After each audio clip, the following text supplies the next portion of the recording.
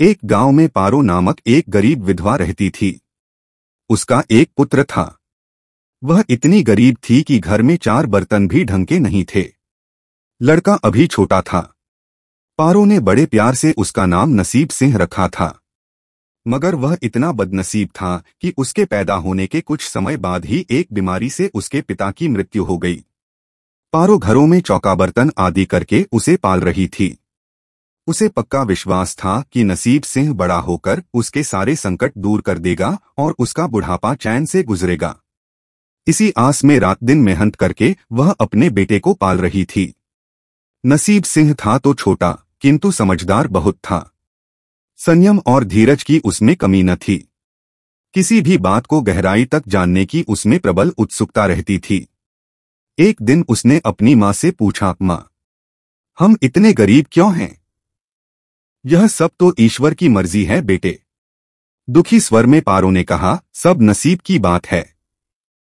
मगर नसीब सिंह यह उत्तर पाकर संतुष्ट नहीं हुआ। वह बोला, ईश्वर की ऐसी मर्जी क्यों है? बेटा, यह तो ईश्वर ही जाने। अगर ईश्वर ही जाने तो ठीक है, मैं ईश्वर से ही पूछूंगा कि हम इतने गरीब क्यों हैं। बताओ माँ, बताओ कि ईश्वर कहाँ मिलेगा। पारो तो वैसे ही परेशान रहती थी। उसकी बातों से उकताकर उसने कह दिया, वह जंगलों में रहता है, लेकिन तुम वहां न जाना।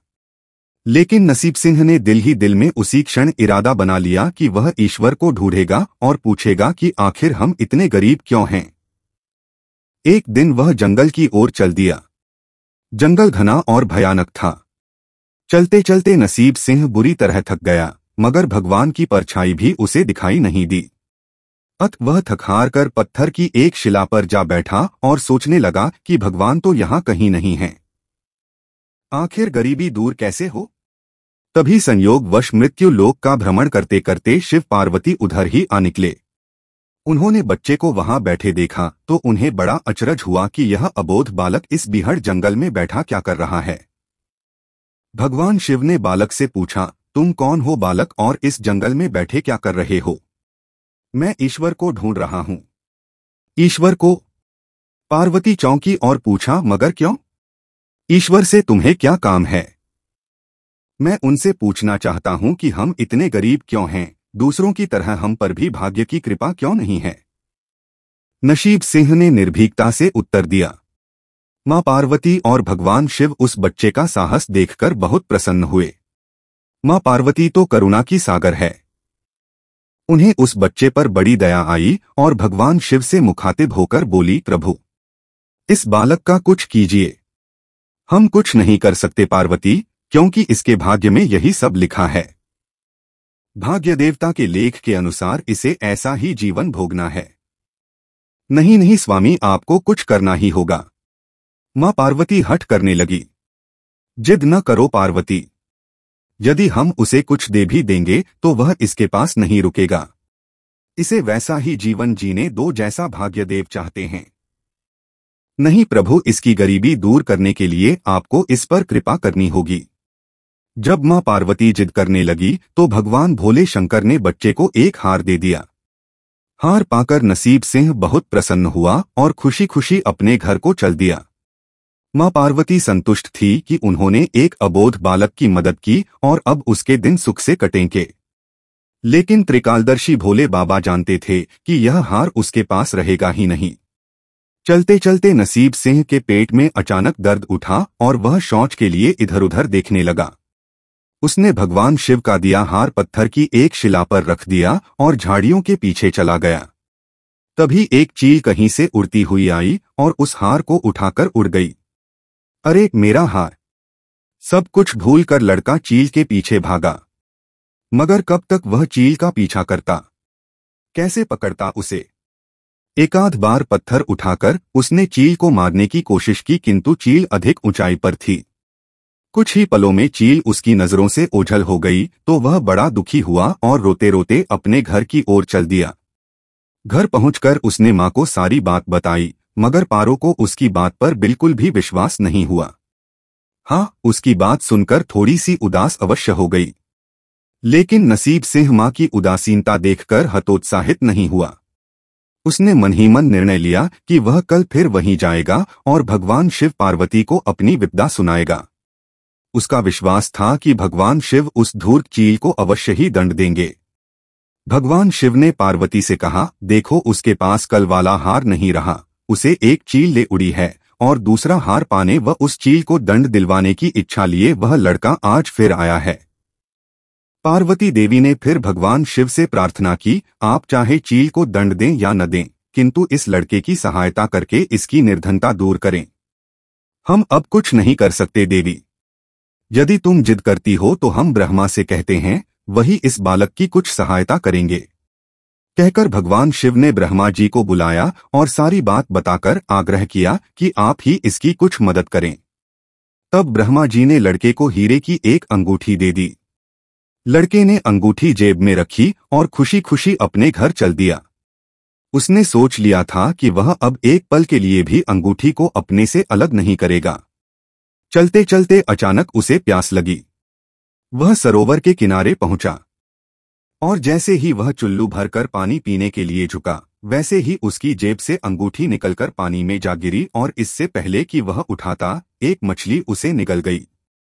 नसीब सिंह फिर रोते रोते घर आया और माँ को सारी बात बताई। बेटा, जब तक भाग्य में नहीं है तब तक कोई भी चीज नहीं रुकेगी, माँ ने उसे दिलासा देते हुए कहा। जब भाग्य देवता खुश होंगे तो मिट्टी भी सोना बन जाएगी, मगर इस प्रकार किसी के देने से हमारी गरीबी दूर नहीं होगी। उसे समझाकर माँ अपने काम में लग गई। मगर नसीब सिंह भी हार मानने वाला नहीं था। उसने मन ही मन सोच लिया था कि वह कल फिर जाएगा। तीसरे दिन वह फिर जा पहुंचा। शिव और पार्वती उसका यह साहस देखकर बहुत खुश हुए। शिव जी ने इस बार ब्रह्मा जी के पास जाकर बात की कि वह लड़का तो बड़ा साहसी है, इसका कुछ उद्धार किया जाना चाहिए। तब ब्रह्मा जी ने सलाह दी कि हमें भगवान श्री हरि के पास जाना चाहिए, वही इसका कोई हल बताएंगे। अतः वह श्री हरि के पास जा पहुंचे।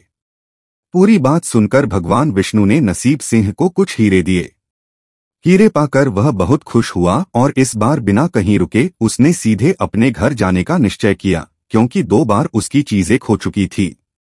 जब वह घर पहुंचा, माँ घर पर नहीं थी।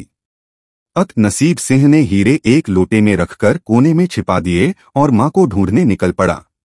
वह मन ही मन सोचने लगा कि अब माँ को किसी के घर काम करने की क्या आवश्यकता है, अब तो वह भी अमीर बन गए हैं। उधर पीछे से चोर उसके घर में घुसे और जो भी सामान हाथ लगा लेकर भाग निकले। उस सामान में लोटा भी था जिसमें हीरे रखे थे। जब वह माँ के साथ वापस आया तो देखा कि हीरे गायब थे। इतना ही नहीं, घर का दूसरा सामान भी गायब था। अब तो उसकी माँ को बहुत गुस्सा आया। वह बोली, क्यों मुझे नई नई कहानियां सुनाकर पागल बनाता जा रहा है। सारा दिन आवारा की तरह इधर उधर भटकता रहता है और शाम को पिटाई के डर से कोई नई कहानी सुना देता है। माँ की डांट सुनकर लड़का रोने लगा। वह तो केवल वही जानता था कि जो कुछ भी उसने बताया था वह सत्य था। डांट खाकर लड़के की हिम्मत और बढ़ गई और अगले दिन वह फिर उसी स्थान पर जा पहुंचा। भगवान भोले शंकर सोचने लगे कि इस पर इतनी मुसीबतें पड़ी लेकिन इसने हिम्मत नहीं हारी। इससे वह बहुत प्रसन्न हुए और भाग्य देवी के पास जाकर बोले, यह लड़का बहुत ही साहसी, हिम्मती और धीरज वाला है। ऐसा व्यक्ति अभागा नहीं हो सकता, इसे कुछ दे दो। आज्ञा पाकर भाग्य की देवी ने नसीब सिंह को सोने का एक सिक्का दिया। सिक्का लेकर नसीब सिंह खुशी खुशी अपने घर को चल दिया। जब उसने घर जाकर वह सिक्का अपनी माँ को दिया तो उसकी माँ बहुत खुश हुई। अब क्योंकि उन पर भाग्य देवी की कृपा हो गई थी, अतः सारे काम ही अपने आप शुभ होने लगे। दूसरे दिन ही एक मछली वाला उसके गांव में मछली बेचने आया तो लड़के ने वही सिक्का देकर मछली खरीद ली। उसकी माँ ने मछली का पेट चीरा तो वह अंगूठी निकली जो ब्रह्मदेव ने उसे दी थी और जो उसकी जेब से तालाब में गिर गई थी। माँ ने अंगूठी संभाल कर रख ली और नसीब सिंह से बोली, जा बेटा, जंगल से थोड़ी लकड़ियां ले आ, आज घर में ईंधन बिल्कुल नहीं है। लड़का कुल्हाड़ी लेकर जंगल की ओर चल दिया। वहां जाकर जिस पेड़ पर लकड़ी काटने के लिए चढ़ा, वहां उसी चील का घोंसला था जो उसका हार उठाकर ले गई थी। लड़के ने देखा कि चील कहीं आसपास नहीं थी। नसीब सिंह ने अपना हार उठा लिया और जो भी थोड़ी बहुत लकड़ियां पेड़ के आसपास पड़ी थी वही उठाकर घर की ओर चल दिया। मां हार पाकर बहुत खुश हुई। अब तो देखते ही देखते उनके दिन बदल गए। घर में किसी चीज का अभाव नहीं रहा।